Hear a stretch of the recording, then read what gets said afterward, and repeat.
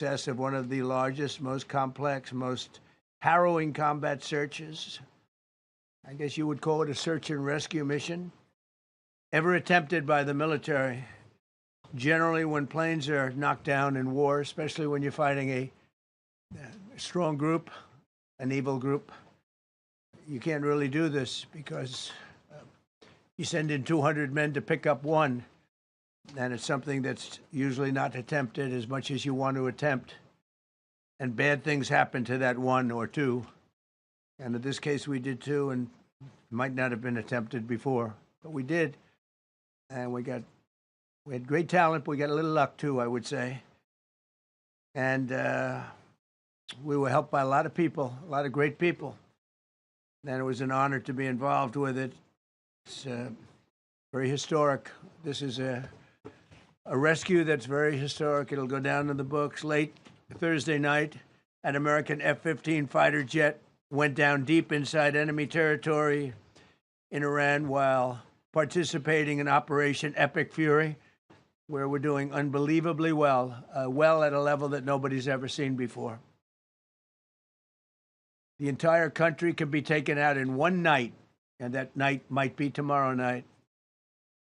Both members of the crew ejected from the aircraft and landed alive on Iranian soil. I immediately was asked to make a decision. I ordered the U.S. Armed Forces to do whatever was necessary to bring our brave warriors back home. A risky decision, because we could have ended up with 100 dead as opposed to one or two. It's a hard decision to make. But in the United States military, we leave no American behind. We don't do it. Within hours, our armed forces deployed 21 military aircraft into hostile airspace, many flying at very low altitude, being shot by bullets. You bring rifles into play when you're going that low, but there are also certain advantages. And in broad daylight over Iran for 7 hours, at times facing very, very heavy enemy fire. We have a helicopter that's got a lot of bullets in it. It's amazing.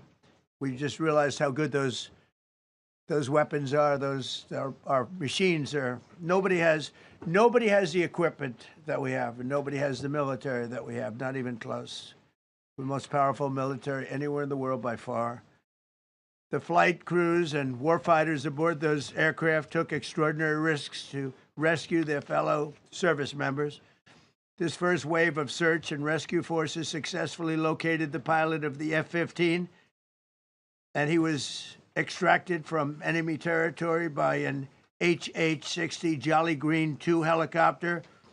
Fabulous machine as our warriors faced gunfire at very close range. It's amazing that when you look at the machinery, what happened, that nobody was even injured.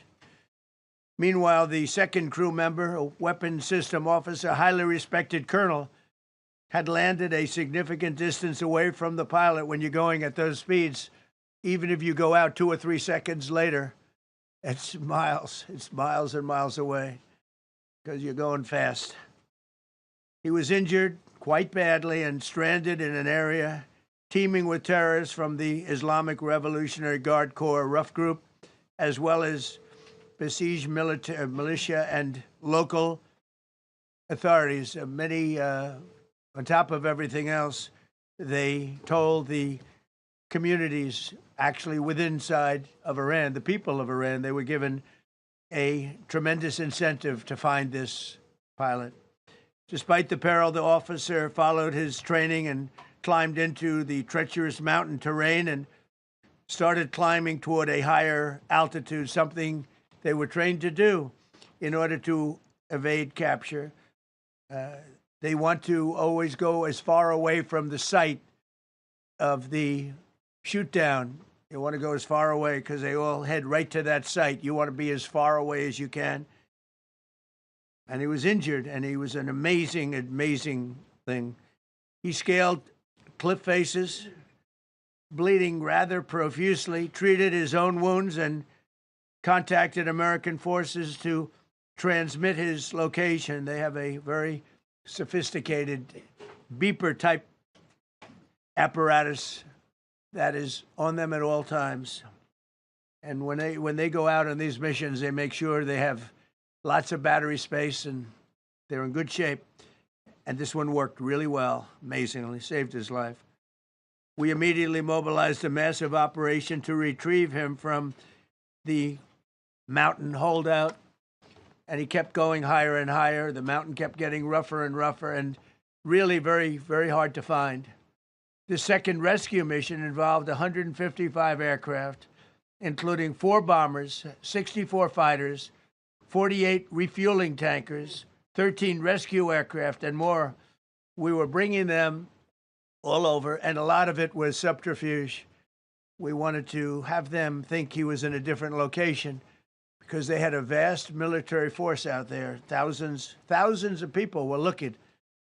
So we wanted them to look in different areas, so we were scattered all over like we were right on top of them.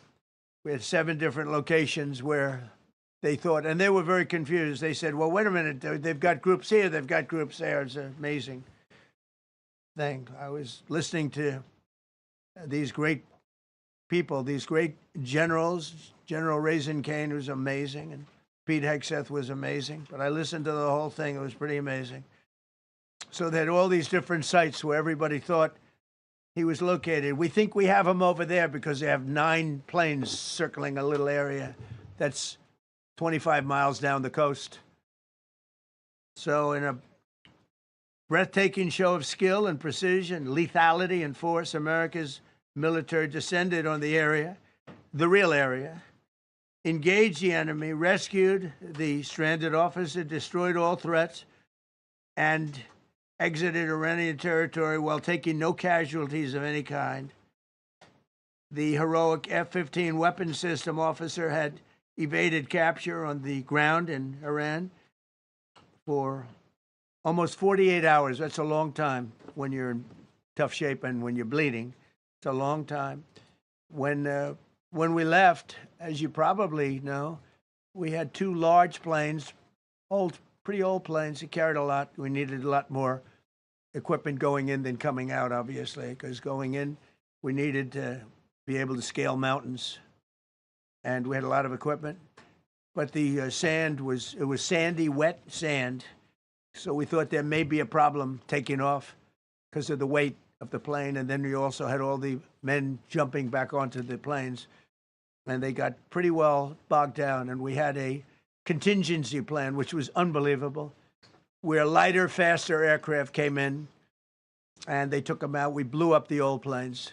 We blew them up to smithereens because we had equipment on the planes that, frankly, we'd like to take, but I don't think it was worthwhile spending another 4 hours there taking it off. So we didn't want anybody to have, we have the best equipment anywhere in the world. We didn't want anybody examining our anti-aircraft and other equipment. So these were large planes that were old and pretty old, and we blew them up. And we had faster, lighter planes come in, and they were able to land on the sand. We needed the bigger planes because we had so much equipment that we needed. We took 3 helicopters over there, which were very strongly used and couldn't have lived without them. They performed unbelievably well. And if you'd see it, you wouldn't believe it. They came off the plane, and these guys had them. The rotors were off. They rebuilt these helicopters in less than 10 minutes. And that was one of the more amazing things. These are helicopters, small, unbelievably powerful, but small, very small, so it can get into certain areas. And they got them off the plane, and they rebuilt all 3 of them in a matter of less than 10 minutes. It's pretty amazing what the genius of these people. Who would think that? You'd think it would take 5 days to build them. And in some companies, it would take 5 days, and they wouldn't do it well. But they served us well. As Commander-in-Chief, I never forget the extraordinary risk taken by the warriors that we send into battle and the genius. I mean, think of it, having a contingency of 3 planes waiting because we think the sand is so bad that we probably won't be able to take off. And the planes really got bogged. This was not much of a runway. This was a farm, not a runway. It's a farm, but it did the trick. But to have a contingency as opposed to having to wait 2 days, can you imagine right in the middle? This was central. This was right, you would call it central casting if you were doing a movie for location. And probably the toughest area of Iran where we'd be sitting there. So these planes came in, those pilots came in so fast and so quick and got out of there. Everybody got aboard and just got 15-minute intervals. One load out, one load out, one load out. It happened. And we were watching and we said, that's amazing.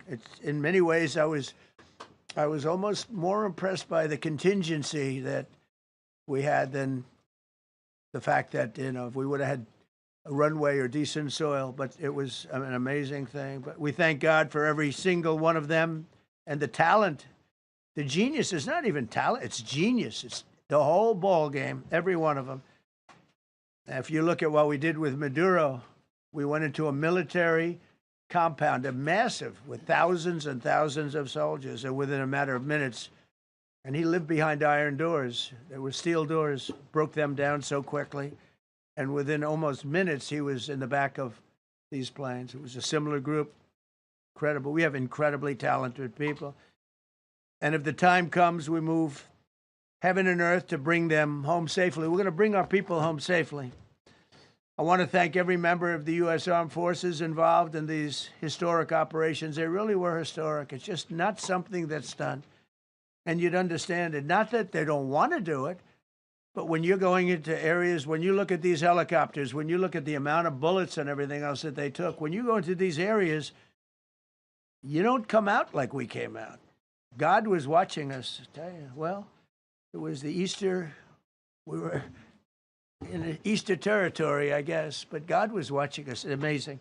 Because when you look at the machinery, they took damage. It tells you, first thing I said is, these are unbelievable machines, how they flew back and not even much of a problem. But these two extraordinary rescues, because it was two, and as you probably know, we didn't talk about the first one for an hour. Then somebody leaked something, which we'll hopefully find that leaker. We're looking very hard to find that leaker.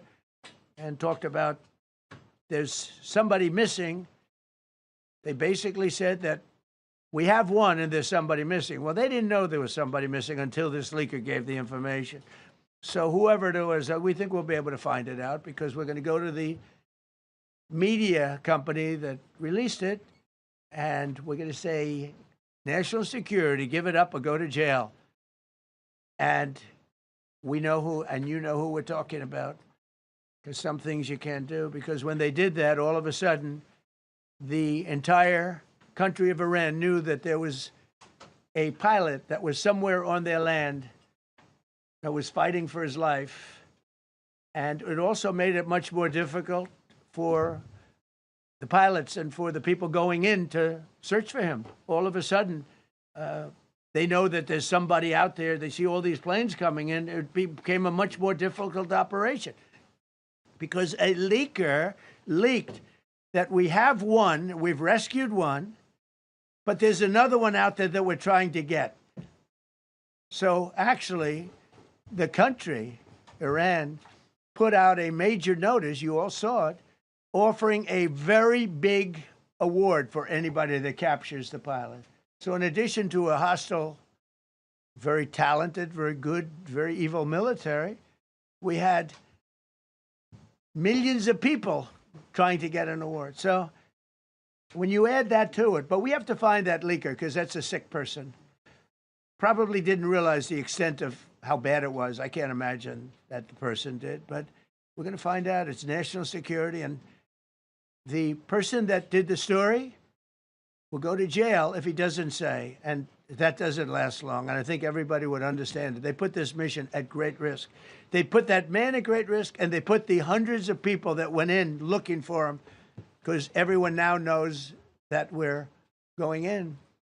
Over the past 37 days, America's armed forces have carried out more than 10,000 combat flights over Iran, unheard of, striking more than 13,000 targets. The F-15 we lost last week was the first manned aircraft downed by the enemy in this entire operation with thousands and thousands of flights. They got lucky. It was a lucky hit. You know, eventually you get lucky. but we got lucky too because we got both of them back. But it's a record that is unparalleled in the history of military air operations. Nobody's ever seen anything like it. It's such an honor to be involved with it. We were up late at night, and then we were waiting for those contingent planes to come in, and we say, come on, let's go, get in, because they're waiting out on this farm without a runway, with wet, crummy soil, sand, mostly sand, wet sand, and it eats planes alive. And we're waiting, and we're saying, I hope that one can land and take off. And they came in like magic, boom, boom, boom, one after another. It was like genius. I'm so impressed by that. Because we were a little concerned. We said, boy, if they don't get in and get up fast, we're sitting in them. And that's called Iran Prime, right, General? That's where the whole bet is. And here we are sitting there waiting for a plane. But they came in so fast and so hard, and these guys knew exactly what to do. Let's go, come on, get in, let's go. Pwah. They came one right after another, not at the same time. They don't want to come at the same time. They had to come right after each other. They didn't have any room. There was barely any room to land. Tiny little patch of very wet earth and sand. So I'm so proud of the people that I have standing up here with me and many others that worked. I mean, so many. Steve Witkoff's over here. He's doing fantastically. Jared Kushner. But the people that are here, the job they did is amazing. And I think I'm going to introduce the head of the CIA, and he is a man he's central casting, okay? If we cast a movie, he's going to play the head of the CIA. He's one of the few. John Ratcliffe, he did a phenomenal job that night. He did something that I don't know if you want to talk about it. If you want, you can. I'm not sure you're supposed to. I'm not going to talk about it. But the CIA was very responsible for finding this little speck. It's like they used an expression on one of the shows. A general was talking about, it's like finding a needle in a haystack, finding this pilot. And the CIA was unbelievable. And you may, if you can, you'll talk. It might be classified, in which case I'd have to put him in jail if he talks about it. And I don't want to put him in jail. He doesn't deserve that. So, John, do you want to say a few words? Thank you. Thank you, Mr. President. It's a privilege to be here with you today to share what we can about this exceptional mission and to recognize the ingenuity and bravery of those who executed it, as well as the leadership and resolve of the president who ordered it. One thing that has been clear to me in this role is that the flawless military operations that the Department of War is known for are hostage to flawless intelligence. We saw that in the skies over Iran in Operation Midnight Hammer last summer. We witnessed it in Venezuela during Operation Absolute Resolve. We've seen it against the cartels in the Western Hemisphere, and we're seeing it every day in Operation Epic Fury, including this mission to rescue an aviator buried deep behind enemy lines. Because it is the unique tradition of the U.S. Armed Forces that we leave no man or woman behind, this was a no-fail mission. That was the spirit in which the president put us to work, and we were determined not to let him down or our airmen down. As an agency, the CIA possesses unique capabilities that only the president can deploy. Some of these capabilities fall under covert action authorities. And because covert means exactly that, I'm not going to be able to tell you everything that you want to know. At the president's direction, we deployed both human assets and exquisite technologies that no other intelligence service in the world possesses to a daunting challenge, comparable to hunting for a single grain of sand in the middle of a desert. This was also a race against the clock, as it was critical that we locate the downed aviator as quickly as possible, while at the same time keeping our enemies misdirected. For that reason, in addition to the human and technical assets deployed by the president to find our airmen, CIA executed a deception campaign to confuse the Iranians who were desperately hunting for our airmen. On Saturday morning, We achieved our primary objective by finding and providing confirmation that one of America's best and bravest was alive and concealed in a mountain crevice, still invisible to the enemy, but not to the CIA. That confirmation was relayed by Secretary Hegseth to the President, and the operation quickly moved to the execution phase. Following the successful exfiltration on Saturday night, our intelligence reflects that the Iranians were embarrassed and ultimately humiliated by the success of this audacious rescue mission. When the President asked me to lead the CIA, he made it clear: get back to basics, no politics, no agendas, tackle the hardest problems, and execute the toughest missions. This President is about results, and now that's what his CIA is about too. The professionals at the agency and at the Department of War deserve immense credit for their flawless execution during this daring mission. Their skill, creativity, and courage are unmatched on the battlefield wherever they step. But none of that matters, and all of that is wasted without a president with the political courage to put them into action. Mr. President, I've had the privilege of seeing you act with political courage in the best interest of the United States up close on a daily basis, and I'm grateful that this successful mission has given the American people a window into that as well. The Secretary and Chairman will tell you that our service members' confidence is boosted by a Commander-in-Chief who has their back the same way they have yours. And I know that the confidence of CIA's officers is boosted by the knowledge that their work is informing a president who's not afraid to make the hardest decisions when the stakes are highest. And to the American people, your confidence should be boosted by knowing that the security of the nation is in the hands of a president who's willing to take on problems that have confounded both sides of the political aisle for nearly half a century. It is an honor to serve under a leader who just proved that you can believe him when he says, no matter what, we will leave no one behind. We will come for you. Thank you. Thank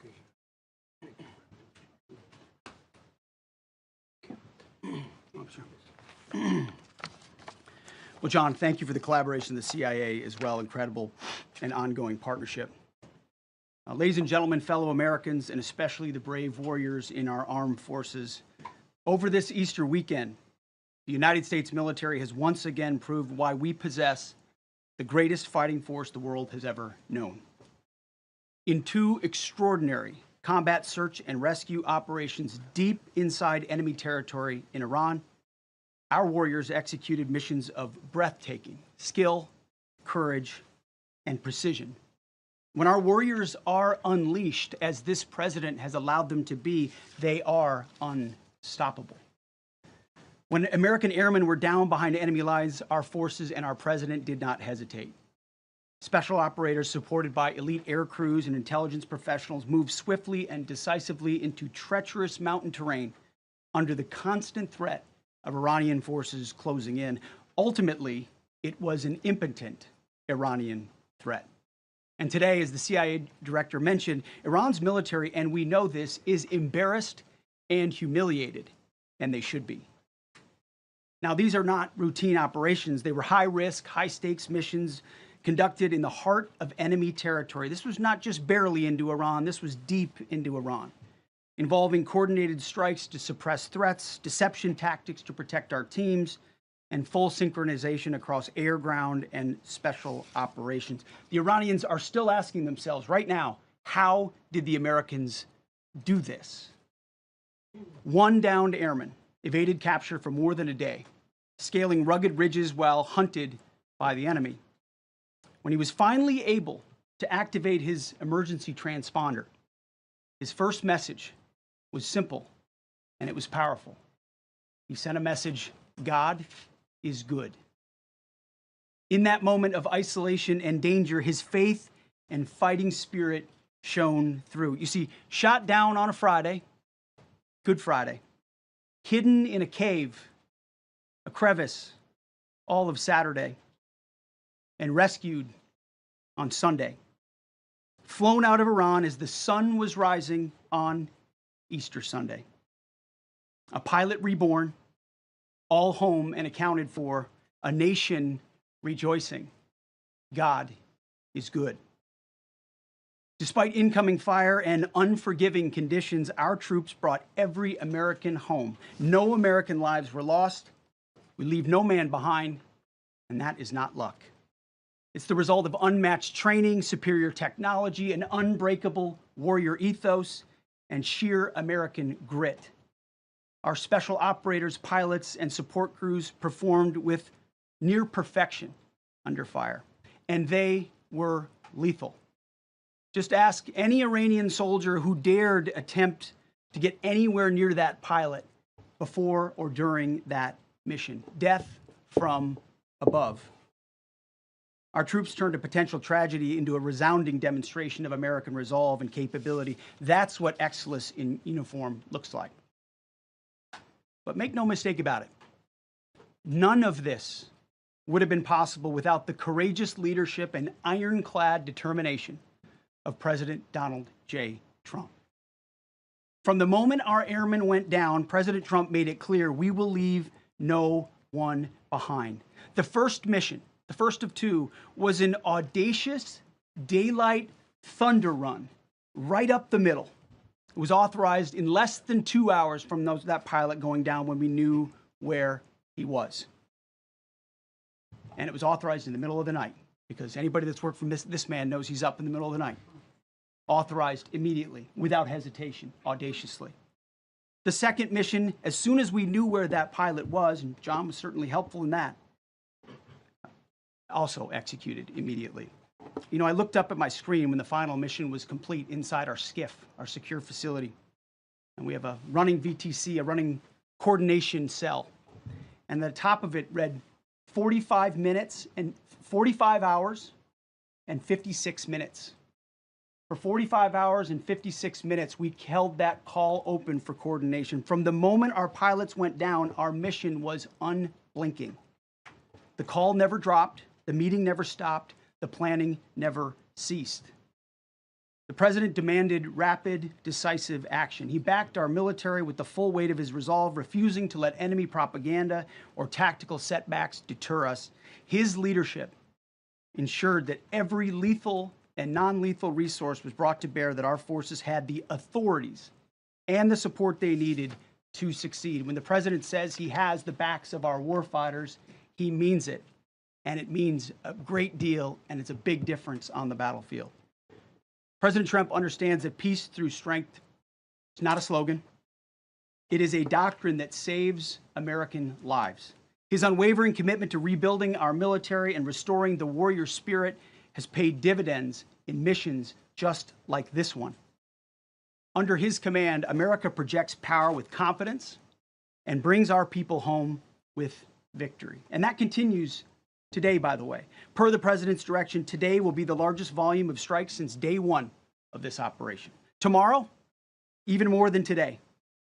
And then Iran has a choice. Choose wisely, because this president does not play around. You can ask Soleimani, you can ask Maduro, you can ask Khomeini. To those heroes who planned and executed these rescues, your nation stands in awe. I stand in awe. The chairman stands in awe. We all stand in awe of your professionalism and bravery. We serve for you. You embody the very best of America. To the rescued airmen and their families, welcome home. Your courage and endurance, the quiet declaration of faith amid the storm, inspires us all. God is good every day. And to our adversaries watching from Tehran, let this be a clear message. The United States military will go anywhere, at any time, to protect our own and complete the mission. We execute with precision. We control the skies. You see, we flew for 7 hours in daylight over Iran to get the first pilot. And we flew 7 hours in the middle of the night to get the second. And Iran did nothing about it. We fight with honor, and under President Trump's leadership, we win. So God bless our troops, God bless President Trump, and God bless the United States of America. Thank you. Well, good afternoon, everyone. Thank you, Mr. President. Thank you, Mr. Secretary. A note before I start, I know many of you want specific details in these briefings. We will share what we can, but I will retain what I must in the event that we have to go do this again sometime. And I cannot stress the importance, as the President said, around operational security. The Secretary and I will do a more detailed briefing tomorrow morning, and we look forward to sharing the details that we can. On Thursday, 2 April at 10:10 p.m. Eastern Time, 4:40 in the morning, local Iran time, the Joint Personnel Recovery Center, which handles the Central Command area of responsibility, declared an isolated personnel recovery event for a U.S. Air Force F-15E Strike Eagle, call sign Dude 44, which was down in hostile Iranian territory. The pilot and weapons system officer had both safely ejected and were isolated behind enemy lines. Following confirmation of active rescue beacons and on the direction of the Secretary and by order of the President, a rescue operation was launched with the stated purpose of bringing both Americans home safely.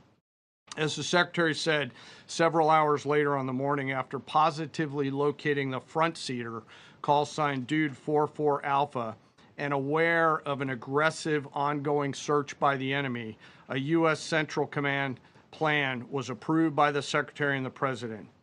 Shortly thereafter, a U.S. Air Force Combat Search and Rescue Task Force comprised of A-10 Warthogs in their Sandy role, and I'll describe what that is in a minute, HC-130 Combat King IIs, HH-60 Jolly Green II helicopters, and Air Force Special Warfare Airmen, a package comprised of combat rescue officers and pararescueman operators, audaciously penetrated enemy territory in broad daylight to find, fix, and recover Dude 44 Alpha from behind enemy lines. This was an incredibly dangerous mission, an incredibly dangerous undertaking, but a filled promise made to every American warfighter that you will not be left behind. We will always come find you, and we will always bring you home. Over the next hours, the Search and Rescue Task Force crossed the beach, entered into Iranian airspace, protected by a fighter strike package, and moved into the objective area, all under fire. En route, as some of you have seen on social media, the helicopters took gas off the C-130s and pressed onward and forward up into the objective area. While this was ongoing and out in front of them, the Sandy flight of A-10s and other remotely piloted aircraft, drones, and other tactical aircraft were violently suppressing and engaging the enemy in a close-in gunfight to keep them away from the front seater and allow the pickup force to get into the objective area. During this engagement, one of the Sandy aircraft, the one primarily responsible for communicating with the downed pilot, was hit by enemy fire. This pilot continued to fight, continued the mission, and then upon exit, flew his aircraft into another country and determined that the airplane was not landable. This was one of our A-10 Sandy aircraft. The pilot then made the decision to eject over friendly territory and was quickly and safely recovered and is doing fine. After picking up Dude 44 Alpha, the HH-60 Jolly Green fight was engaged by every single person in Iran who had a small arms weapon. And one of the aircraft, the trailing aircraft, took several hits. The crew sustained minor injury, and they are going to be fine. A note for those of you that do not know what a Sandy does. Named after the flight call sign that did this very mission in Vietnam, flying A-1 Sky Raiders and A-7 Corsairs, a Sandy has one mission: get to the survivor, bring the rescue force forward, and put themselves between that survivor on the ground and the enemy. They are committed to this. This is what they live for, and this is what they've trained for over many, many years. The A-10 force and the rescue force did a fantastic job rescuing Dude 44 Alpha. He was recovered Friday afternoon. As I said, and the nation needs to know this was an incredibly brave and courageous mission, and a testament to the courage, skill, and tenacity of the Joint Force and our leaders. And especially a daylight option, having the guts to try, means so much to so many. Meanwhile, the backseater, as the President and the Secretary have said, had continued to work and survive. Through the hours of daylight, Dude 44 Bravo, the backseater, evaded. Using every means available, the efforts of the United States military, the Central Intelligence Agency, and others were attempting to find and locate with precision Dude 44 Bravo, the backseater. A note on the backseater and the front seater. The single most important contributor to a successful rescue operation is the spirit of attack inside the heart of that downed aviator. Their will to survive, their will to evade, their will to recover is everything. In this case, the backseater's absolute commitment to surviving made much of our efforts possible.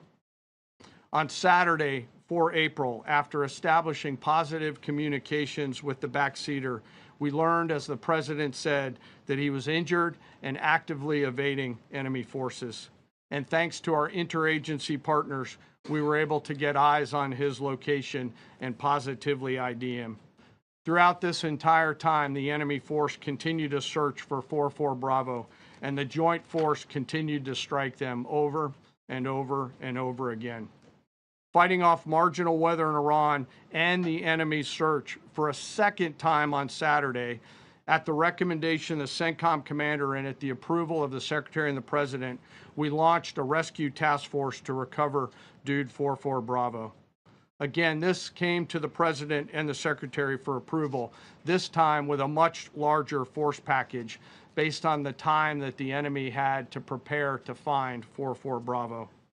Again, this force was protected by A-10 Warthogs using the Sandy call sign. And this force had one single mission: do everything they can to bring an American home. This meant having a plan, being prepared to execute that plan, and, more importantly, being prepared for multiple, simultaneous contingencies. And because of this force's professionalism, grit, and determination, fight off two enemies at the same time: the enemy searching for 44 Bravo and contingencies, which anyone who has done these types of missions knows we run into every single time. The force fought off both of those enemies incredibly well. During the period of darkness on Saturday, and as the Secretary said, into Easter Sunday and into the daylight, the force fought its way in and rescued Dude 44 Bravo. They were protected overhead by an air armada, including tactical drones, strike aircraft, and others. The force fought through multiple simultaneous contingencies, something no other nation, no other military can do, and safely returned Dude 44 Bravo, the backseater, home, and all other Americans home as well. At midnight 12 local Eastern time, Easter Sunday, more than 50 hours after the start of this operation, the Joint Personnel Recovery Center declared Dude 44 Bravo, both the front and backseater, returned to friendly territory. The courage demonstrated by both the pilot and the weapons system officer while isolated and them invading the enemy cannot be overstated.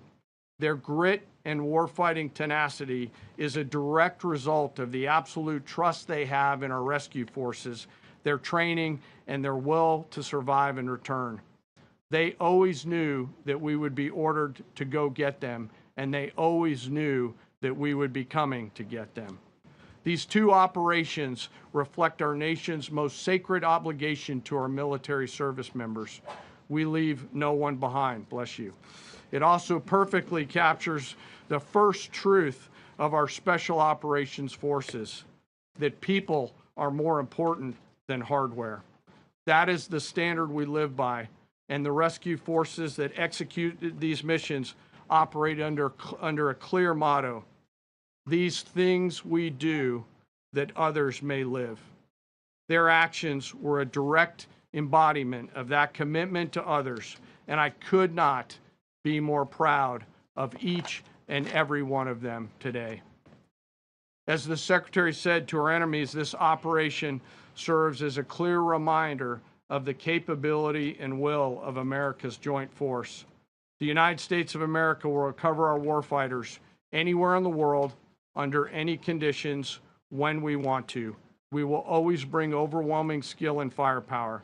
To every member of the Joint Force, our interagency partners, the leadership at CENTCOM, and our leaders at the department and above, thank you. I'm proud of each and every one of you and thankful to our deployed forces and their families. And lastly, and most importantly, to Dude 44, welcome home. Job well done. Thank you.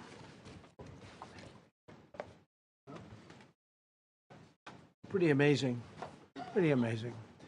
And these two gentlemen have been, from day one, they've been perfecto. You know, I got to know General Kane in my first term because he was able to take out ISIS in 4 weeks instead of the 4-year projection that was given to me by other much lesser generals. I said, you know, if I ever do this again, that's going to be the head of my Joint Chiefs of Staff.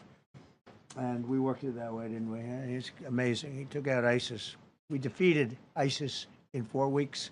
I was told it would take 4 years. I flew to Iraq to find out with the greatest equipment in the world, why would it take 4 years? And he told me, sir, it won't.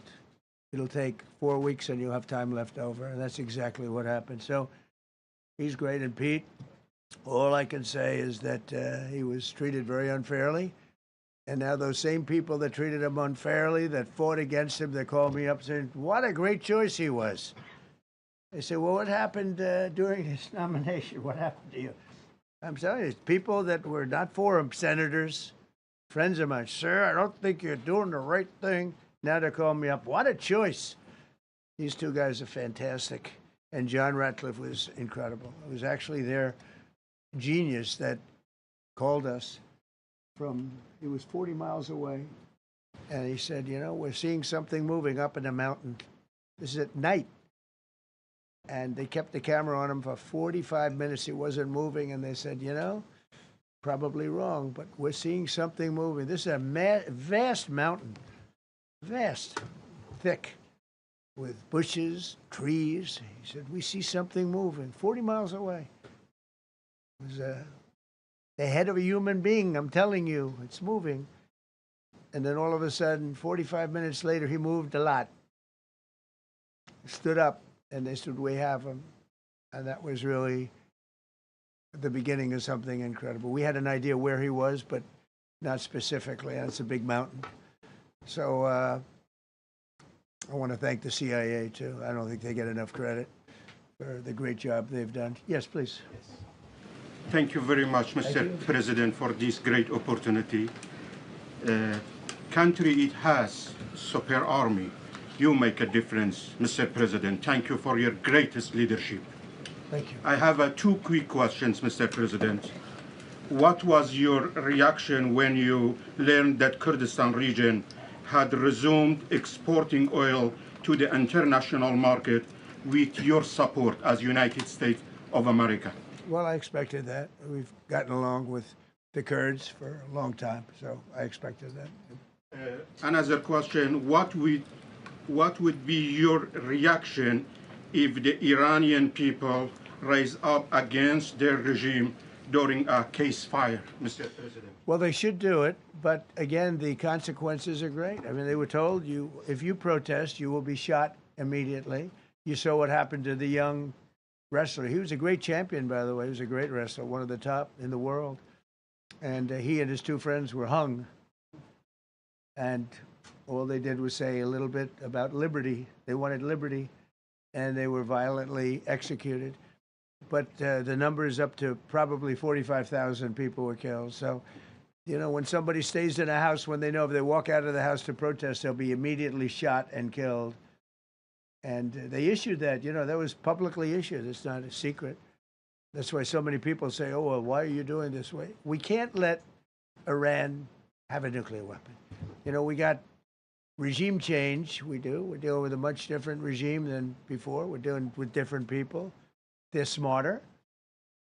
I think they're sharper and far less radical. We have regime change, but we didn't do this for regime change. We did it for the fact, and my view was very simple. I saw somebody said, oh, he doesn't have a plan. I have the best plan of all, but I'm not going to tell you what my plan is. You know, they want me to say, here's my plan. We're going to attack at 9:47 in the morning, and then we're going to do this, and then we're going to, and if you don't do that, they say, I have a plan.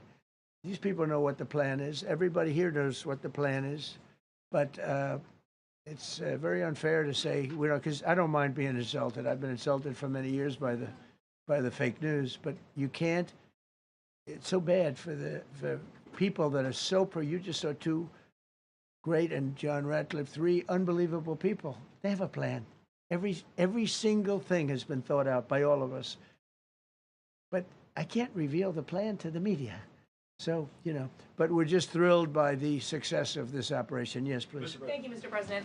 You've said Iranians would be mad if you stopped these attacks, but why would they want you to blow up their infrastructure, to cut off their power? Wouldn't that be punishing Iranians for the actions of the regime? They would be willing to, and it's suffering. They would be willing to suffer that in order to have freedom. The Iranians have, and we've had numerous intercepts. Please keep bombing. Bombs that are dropping near their homes. Please keep bombing. Do it. And these are people that are living where the bombs are exploding. And when we leave and we're not hitting those areas, they're saying, please come back, come back, come back. These are the people. I don't know what they do. All I can tell you is they want freedom. They have lived in a world that you know nothing about. It's a violent, horrible world where if you protest, you are shot. Remember the great woman protests where they had 400,000, 500,000 women, and they were all enthused and they were going to protest, and everybody said, oh, the regime's going to come to an end. And then all of a sudden, boom, boom, 5, 6 different areas. A woman would go down right between the eyes. They had snipers. They had 5 snipers. That's all it took. And those 400,000 or 500,000 women said, oh my God, what's that?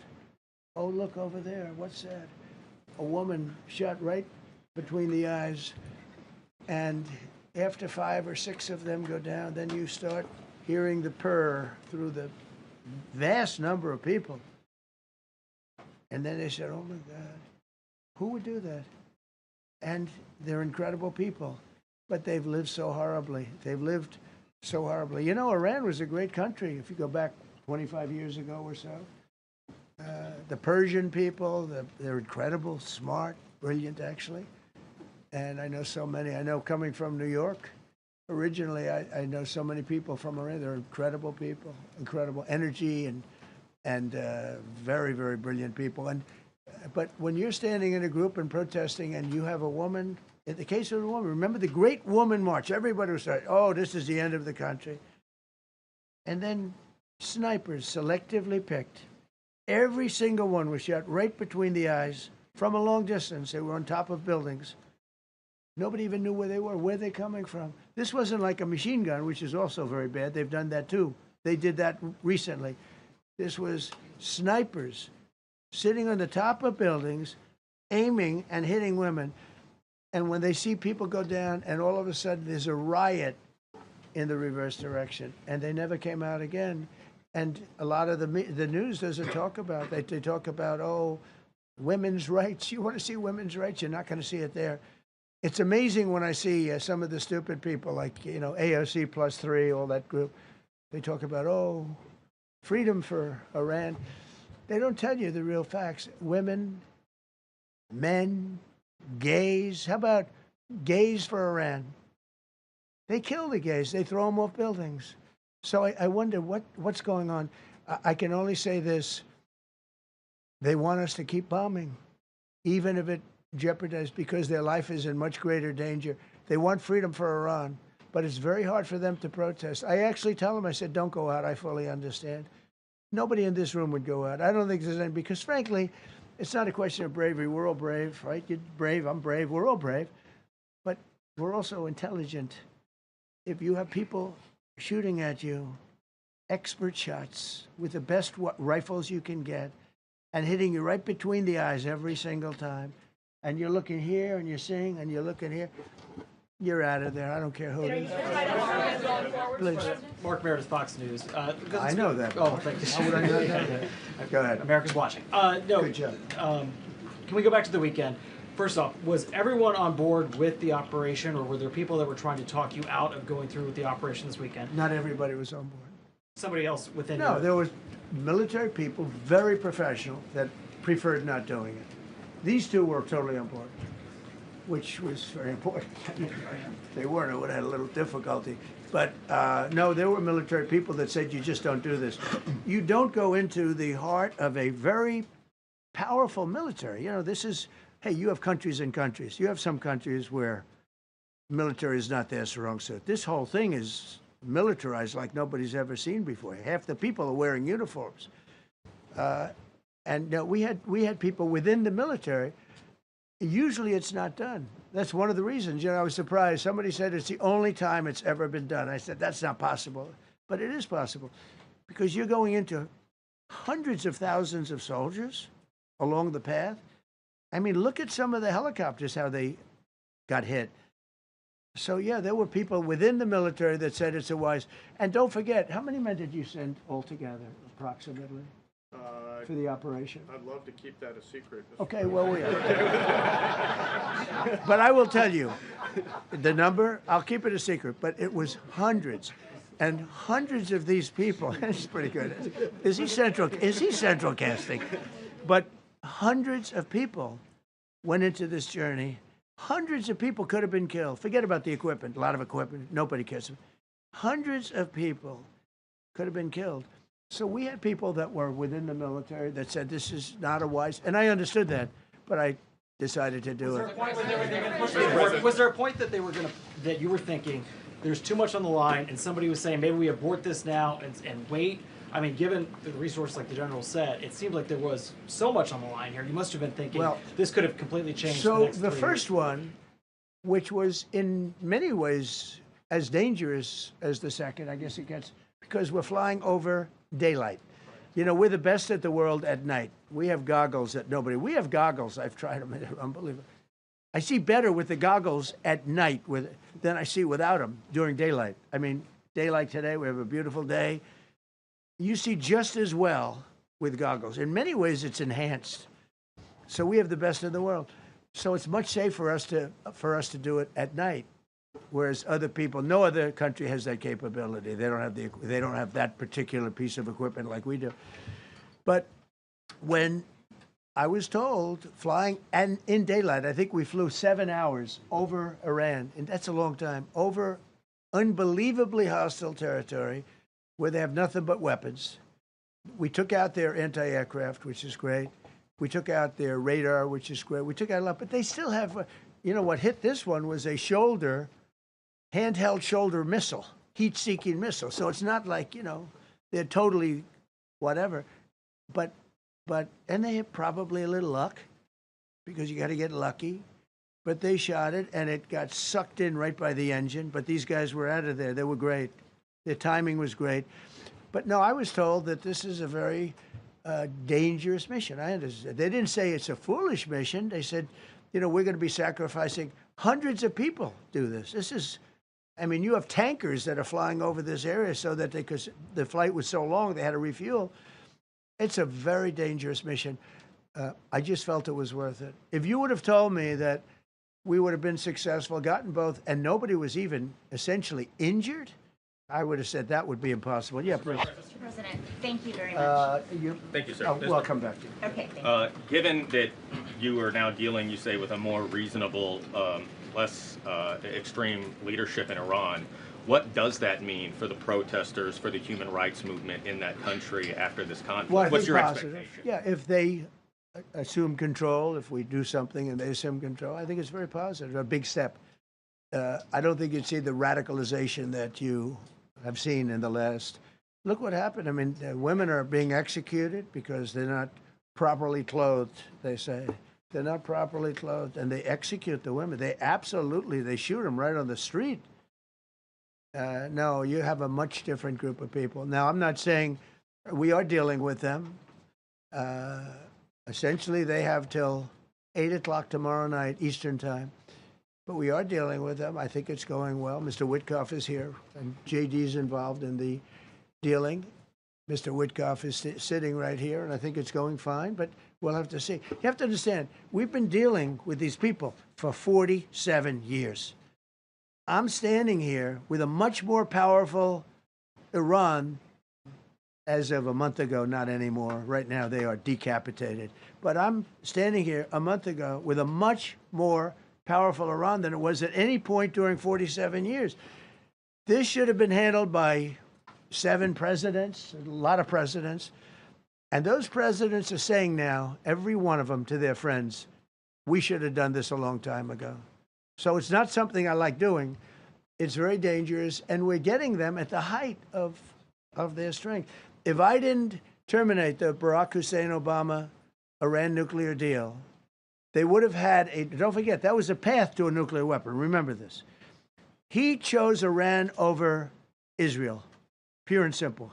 How Israel can vote for a Democrat is if you're Jewish in New York City or any place else in this country, and how you can vote for a Democrat is unbelievable, because he chose Iran, a very hostile Iran. Remember when he filled up a 757 with cash, billions of dollars of cash, and he sent it over to them. Then they gave them tens of billions of dollars. He chose Iran over Israel and really the Arab world, if you look, because, you know, the other, Saudi Arabia, Qatar, UAE. I mean, you take a look. I mean, I can add Kuwait and I can add Bahrain, and you can add others. He chose such an unlikely candidate. Nobody could believe it. Frankly, if you're going to choose between Iraq and Iran, he should have befriended Iraq. He went in the exact opposite direction of all thinking, and he made a terrible mistake. But that was a road to a nuclear weapon. And when I terminated that, everyone said, oh, he terminated it. It was one of the best things we ever did, because he had a road to a nuclear weapon. And it was a very short-term deal. You know, countries don't do 10-year deals. Countries do hundreds of years. You don't do a 10-year deal. For a country, you're a landlord and you're renting a store on a certain street, and you give somebody a 5-year or a 10-year lease. This is a country. It was a short-term deal. It was ready to expire. I terminated it before it expired. Took a lot of heat, and it was one of the best things I ever did, because he would have had a nuclear weapon. Then he would have had another nuclear weapon, had those beautiful B-2 bombers not gone in 8 months ago and obliterated that site. And by the way, the word is obliteration. CNN said, well, maybe it wasn't complete. It was so complete that they still haven't been able to get it. It was obliteration. But if we didn't hit them, that was a courageous decision, too, because we had all those planes flying in at night with very little cover, unbelievable stealth planes, and they were able to do their job. If we didn't do that, Iran would have had a nuclear weapon at a high level, either one of those two instances. And if they did, in my opinion, I told this to Bibi Netanyahu yesterday, Israel would have been extinguished. Large portions of the Middle East would have been extinguished, whether it's Saudi Arabia, Qatar, UAE, or others. And you saw that with thousands of missiles raining down upon them. They didn't think they were going to be hit. They thought they'd be watching us fight. And all of a sudden, UAE got hit by 1,500 missiles. He would have taken them out also. And they were powerful. If I didn't come along and terminate the Obama deal, which was terrible, the Iran nuclear deal was a road to a nuclear weapon, a big one, unlimited, legally. I terminated it without even much thought. It was so easy. I terminated that, and then the B-2 bombers. And I did one other thing. I had killed Qasem Soleimani, who was an evil genius. And the reason I did it, I heard he was going to knock out 5 of our military bases. And had he lived, I believe we would be fighting perhaps a different Iran right now, because he's never been replaced, you know. And I did one other, but this one was not picked up. Osama bin Laden. If you read my book, I said you got to take him out 1 year before the World Trade Center came down. So I wish you'd read the book. But you, as a president, to be a good president, I believe you have to have good instincts. And a lot of this is instinct. Yeah, please. Thank you so much for taking my question, Mr. President. Yeah, go ahead, please. Last week you suggested that Europe should take the lead on reopening the Strait of Hormuz. Has circumstances changed now that you're issuing a direct 48-hour ultimatum? And secondly, would a new ceasefire include Israel, or would it just be between Iran and I can't the talk US? about ceasefire, but I can tell you that we have a active, willing participant on the other side. They would like to be able to make a deal. I can't say any more than that, but they'd like to do it. Mr. President, you've listed the goals. Excuse me. Please, go ahead. You've listed Thank the you, Mr. goals. President. Who are you with? Who are you with? My name is Dia Kurd. I'm with the largest Kurdish media outlet, Ruda Media Network. It's based in Iran. Go ahead. Mr. President, you said before that you don't want the Kurdish forces to enter Iran and be harmed. Do you still want them to stay away? Or what role do you expect them to play now? I'd rather have them stay away. And then, I'd rather have them stay away because I think they bring with them some problems and some difficulties. And I don't think they bring death, I mean, you know, to themselves. But I'd rather have them stay away. Go ahead. Thank you, Mr. President, for the question. Deliberate attacks on civilian infrastructure violate the Geneva Conventions and Who international you with? law. Who you with? I'm with the New York Times. Zolan from the New York Times. Are you The failing. Are you concerned? Circulation way down at the New York Times. Are What's you going on concerned with it? that your threat to bomb power plants and bridges amount to No, war not at crimes? all. No, I'm not. I hope I don't have to do it. But again, I just said 47 years they've been negotiating with these people. They're great negotiators. And because they're not going to have a nuclear weapon. And if somebody that takes my place someday is weak and ineffective, which possibly that will happen because we had numerous presidents that were weak, ineffective, and afraid of Iran, we're never going to let Iran have a nuclear weapon. And if you think it's okay for people that are sick of mind, that are tough, smart, and sick, really sick, from a policy standpoint, from a any which way you want to say, mentally, these are disturbed people. If you think I'm going to allow them, and powerful and rich, to have a nuclear weapon, you can tell your friends at the New York Times, not going to happen. It means violating international law. Quiet. You no longer have credibility at the New York Times. Because the New York Times said, oh, Trump won't win the election, and I won in a landslide. I won every swing state. New York Times said, oh, Trump won't win the election. New York Times has no credibility. The credibility they have is it used to be all the news that's fit to print. The old gray lady, it was great, but they're running on past fumes, and you can't keep doing that. You have to be able to give the correct news. And people like you, who I know, are fake. You're fake. Go ahead, please. Your messaging on the war has moved from the war is coming to an end to war going to be bombing Iran to the Stone Ages. Right. And we've heard a range of those kind of messages. So which is it? Are you winding this down? Can't tell you. Or are you escalating I can't tell it? you. I don't know. I can't tell you. Depends what they do. This is a critical period. They have a period of, well, till tomorrow at 8 o'clock. I gave them an extension. They asked for an extension of 7 days, right? I said, Steve, give them 10 days. 10 days is up actually today, so I gave them 11, I guess, indirectly. I thought it was inappropriate the day after Easter. I want to be a nice person. They have till tomorrow. Now, we'll see what happens. I can tell you they're negotiating, we think, in good faith. We're going to find out. We're getting the help of some incredible countries that want this to be ended because it affects them also. A lot of people are affected by this, but we're giving them till tomorrow, 8 o'clock Eastern time, and after that, they're going to have no bridges, They're going to have no power plants. Stone Ages, yeah. Stone Ages. CNN fake news. Are you willing to make a deal that does not include reopening the Strait of Hormuz, or is that now a top priority? I would say it's a very big priority because, see, that's one thing that's a little different than other things. We can bomb the hell out of them. We can knock them out for a loop.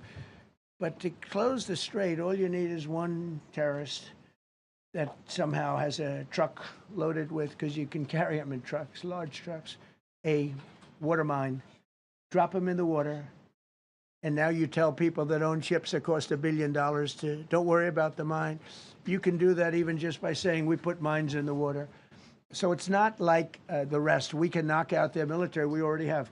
We've knocked out their Navy. We've knocked out their Air Force completely. We've knocked out 158 ships in 3 days.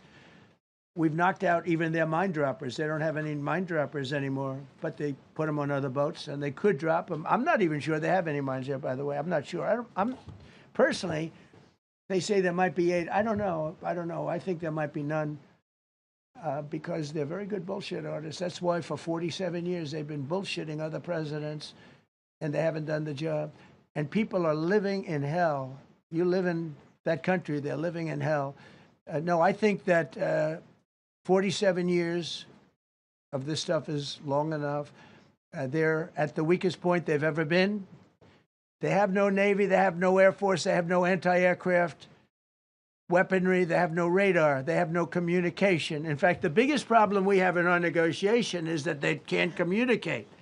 I said to Steve, what are they saying? Sir, they can't communicate. They have no method of communication. So we're communicating like they used to communicate 2,000 years ago with children, bringing a note back and forth. They have no communication. But all I want to see is I want to have a safe world, and you're not going to have a safe world. Israel will be gone. The Middle East will be gone. And then they're coming for Europe.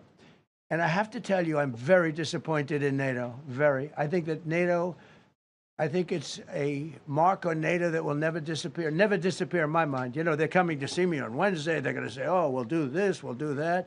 Now they all of a sudden want to send things, you know. But they said it loud and clear at the beginning when I spoke to UK of all. I would have said they would have been the first because they're the oldest. And I say, yeah, I'd love to have a little help. He said, no, sir, we'd rather wait till you win. I said, I don't need help after we win. They have 2 old broken aircraft carriers, barely work. I said, I guess we can use them. Who the hell knows? I called the general. He didn't even want them. He said, we don't really need them. We got the SS Abraham Lincoln, sir. We don't need them. You know, we have, in terms of technology, we had one day 101 missiles going at 2,700 miles an hour, aimed at the Abraham Lincoln. 101 missiles. Out of 101 missiles, 101 missiles were shot down. Unbelievable technology. 10 years ago, 5 years ago, I don't know if that would have been possible. But 10 years ago, that wouldn't have been possible. 101 missiles heading to a ship that's not that far off the coast. And out of the 101 missiles, we shot down all 101. We have weaponry. The Patriots are unbelievable. We have weaponry that's unbelievable, yeah. Go ahead, please. Yes. Thank you, Mr. President. You said earlier today during the egg roll that you would like to take Iran's oil, but Americans want U.S. forces home. Correct. What's that trade-off? If I had my choice, yeah, because I'm a businessman first. With Venezuela, as you know, the war was over in about 45 minutes. And we have great people running Venezuela, very good people. I mean, the relationship is good. And we are a partner with Venezuela. And we've taken hundreds of millions of barrels, hundreds of millions.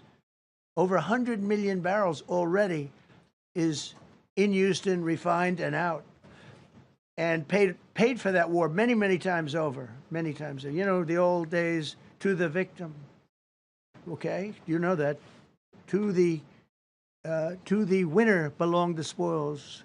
Go the spoils. And I've said, why don't we use it? To the victor, go the spoils. And We don't have that. We haven't had that in this country probably in 100 years, because even the Second World War, you look at the Second World War, we didn't have it with the Second World. We helped rebuild all those countries. We rebuilt Germany. How about Germany telling us that, well, it's not their war. We had nothing to do with it. They wanted me to go and tell them everything I was doing. We didn't know anything about it. Well, if I would have told them, they would have leaked it, and we wouldn't have been nearly as successful, possibly, right? But to the victor belong the spoils. So we haven't heard that in, I think, maybe hundreds of years. Now with Venezuela, and we, just so you understand, the people of Venezuela, they say if I ran for president of Venezuela, I'm polling higher than anybody has ever polled in Venezuela. So after I'm finished with this, I can go to Venezuela. I will quickly learn Spanish. It won't take too long. I'm good at language. And I will go to Venezuela. I'm going to run for president. But we're very happy with the president-elect that we have right now, the people that are running it. If you remember Bush with Iraq, they fired the generals, they fired the police, they fired the people that worked in their equivalent of the White House. They fired everybody. And you know what they had? They had a mess. And you know what happened? ISIS formed. Those generals and those soldiers got together, the police got together, they all got together, they formed ISIS. Not going to happen with us. So Venezuela has been an incredible situation. We went in, we were very successful, military power like nobody's ever seen. The general, Venezuelan general said, I was on that site. I said, I've never seen ferocity like that. I've been doing this for 40 years. He said, I've never seen it. They hit us from 17 different, they were all set. They saw that big, beautiful aircraft carrier, the Ford in that case, and planes were pouring off it at 1 o'clock in the morning. So typically when you see that late at night, you know you could be in trouble, right? And we were all ready. They had their equipment. It was Russian. And they had Chinese equipment. It was all set. They were going to give us a fight. He said, and then they came, and they came at speeds like we've never seen.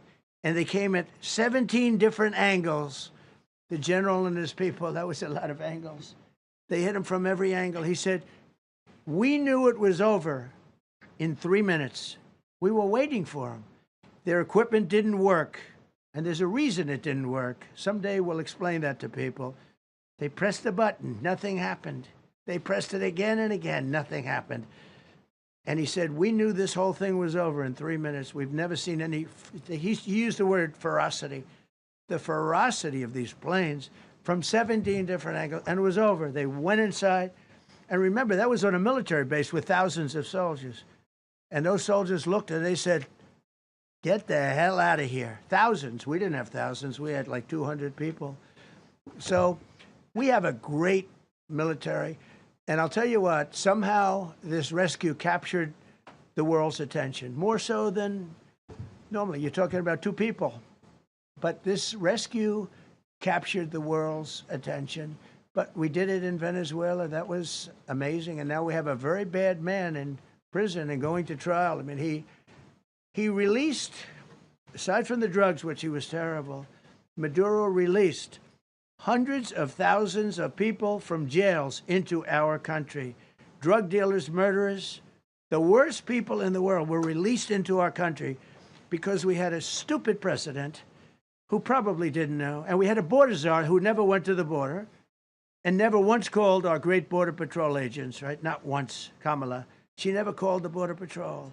She never said, how are we doing? I used to call the Border Patrol guys every day. You can ask them, Paul, ask any one of them. Brandon, ask them all the time. How are we doing? How are we doing? And we now, I'm proud to say, have a totally sealed border. 9 months, nobody is coming through our border. And nobody even tries because they know they're not going to get through. So we don't have caravans anymore. So maybe 1 or 2 more and we'll be done. Mr. President, are you allowed to, or are you willing to end this conflict with Iran charging tolls for passage through the strait? Us charging tolls? Iran. What about us charging tolls? Is that something you're considering? I'd rather do that than let them have them, right? Why shouldn't we? We're the winner. We won, okay? They are militarily defeated. The only thing they have is the psychology of, oh, we're going to drop a couple of mines in the water, all right? No, we have a concept where we'll charge tolls, okay? I thought you meant us. Your question would have been more accurate if you said us. Go ahead. Thank you very much. So just to clarify, in order for Iran to successfully meet your deadline tomorrow, do they have to make a deal, open the strait, or both? We have to have a deal that's acceptable to me. And part of that deal is going to be we want free traffic of oil and everything else. Mr. President, thank you very much. You've said glory be to God in this conflict. Do you believe that God supports the United States' actions in this war? I do, because And have you God sought is his good. direction? Because God is good, and God wants to see people taken care of. God doesn't like what's happening. I don't like what's happening. Everyone says I enjoy it. I don't enjoy this. I don't enjoy it. These two guys don't enjoy it. You know, people say, "Oh boy, they're so tough." I don't like seeing people killed. I've ended 8 wars. Nobody's ever done it. The person who won the Nobel Prize came to me and said, "You deserve the Nobel Prize." She announced that when they announced, they said, "Goes to Maria. She's a great person, really a good person." She said, "No, no, no. This is ridiculous. They gave me the Nobel Prize. President Trump ended 8 wars. I could go over every one of them, including India and Pakistan, where the Prime Minister of Pakistan said President Trump saved from 30 to 50 million lives. That makes me much happier than what we're doing right now. That makes me much happier. We have one more to end, by the way. Okay. President, you called yesterday in your Truth Social, you called the Iranians crazy bastards. True. What is your response to critics who say that I don't care about critics. What is your response to critics who say that it is your mental health that should perhaps be examined as this war continues? I haven't heard that. But if that's the case, you're going to have more people like me, because our country was being ripped off on trade, on everything, for many years until I came along. So if that's the case, you're going to have more people. Dasha, go ahead. Dasha, go. You said that very little is off limits in Iran as far as targeting, Yeah. including power plants, bridges, you've mentioned those. Very little is off limits. Are there certain kinds of civilian targets, though? I'm thinking schools I don't want or to tell you hospitals that. you I don't want would to say tell you is that. off- We have a plan, because of the power of our military, where every bridge in Iran will be decimated by 12 o'clock tomorrow night, where every power plant in Iran will be out of business, burning, exploding, and never to be used again. I mean, complete demolition by 12 o'clock. And it'll happen over a period of 4 hours if we wanted to. We don't want that to happen. We may even get involved with helping them rebuild their nation. And you know what? If that's the case, the last thing we want to do is start with power plants, which are among the most expensive things, and bridges. You saw the bridge. The bridge went. We were very close to a deal. And then I got a call from Mr. Witkoff, Mr. Kushner, and JD saying, "I think they're breaking the deal." I said, "Tell them that's okay. Don't worry about it. But tell them to look out their window and watch." And within 45 minutes, I gave the order to knock out the biggest bridge. I gave the order, knock out the biggest bridge in, I believe, the Middle East, but the biggest bridge in Iran. And within 10 minutes after I gave that order, that bridge was over. So do I want to do that? No. Do I want to destroy their infrastructure? No. It will take them 100 years to rebuild. Right now, if we left today, it would take them 20 years to rebuild their country, and it would never be as good as it was. And the only way they're going to be able to rebuild their country is to utilize the genius of the United States of America. On NATO, you voiced your displeasure with NATO in the past. Is there a danger to the U.S. not being the de facto of the leader of the alliance, and then other powers within the alliance then getting the decision-making when it comes to wars and nuclear weapons? No, it's not a danger. Look, we went to NATO. I didn't ask very strongly. I just said, "Hey, if you want to help, great." "No, no, no, we will not help." I said, "That's all right. You don't want to help?" Because I've always said NATO's a paper tiger. See, NATO's a paper tiger. Putin's not afraid of NATO. Putin's afraid of us, very afraid of us. And he's explained it to me a lot of times. I got to know him very well. I know him very well. NATO's a paper tiger. NATO is us. And when we needed them, we didn't need them, by the way. We didn't need them, obviously, because they haven't helped at all. Just the opposite. They've actually gone out of their way not to help. They didn't even want to give us landing strips. Think of it. And it's not just NATO. You know who else didn't help us? South Korea didn't help us. You know who else didn't help us? Australia didn't help us. You know who else didn't help us? Japan. We've got 50,000 soldiers in Japan to protect them from North Korea. We have 45,000 soldiers in South Korea to protect us from Kim Jong-un, who I get along with very well, as you know. Do you notice he said very nice things about me? He used to call Joe Biden a mentally retarded person, okay? So don't tell me about your stuff. Joe Biden, he said he's a mentally retarded person. He was so nasty to Joe Biden. It was terrible. But to me, he likes Trump. And do you notice how nice things are with North Korea? It's very nice. But we have 45,000 people, soldiers, in harm's way, and right next to Kim Jong-un with a lot of nuclear weapons. 45, which should have never happened if a certain president, I'm not going to mention this president because I happen to like him, believe it or not, but if a certain president did his job, Kim Jong-un would not have nuclear weapons right now. But they were all afraid to do their job properly. But just to conclude and just to finish, Japan didn't help us, Australia didn't help us, South Korea didn't help us, and then you get to NATO, NATO didn't help us. There were some countries that did. Now, countries that have been good, now you could also say they're got to be a little bit more involved because they're in the territory, but Saudi Arabia has been excellent, Qatar has been excellent, UAE has been excellent, Bahrain, Kuwait. I mean, Kuwait did shoot down 3 of our planes. The only planes, really, that we lost with friendly fire, they call it.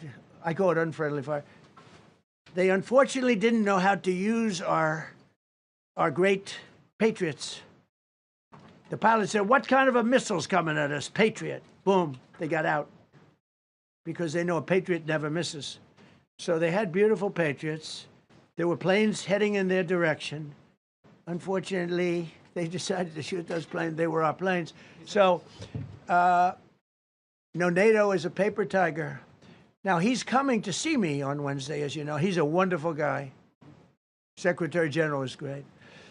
And Mark Rutte, he's a great person, but he's got... And you know, it all began with, if you want to know the truth, Greenland. We want Greenland. They don't want to give it to us. And I said, bye-bye. Okay, thank you very much, everybody.